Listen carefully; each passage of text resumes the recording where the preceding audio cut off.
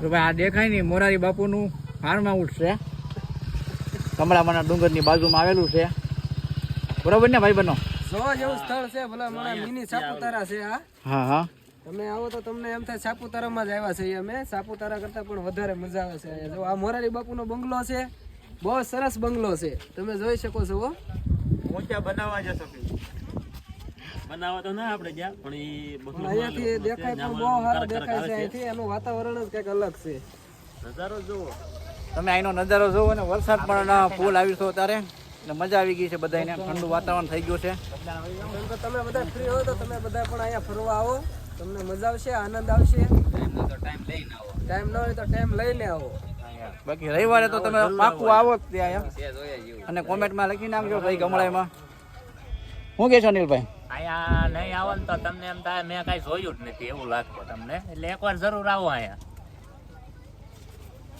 કારણ કે કુદરતી નજારો જ એવો છે, આપને એમ લાગે કુદરત અહીંયા સોળે ખીલેલી છે.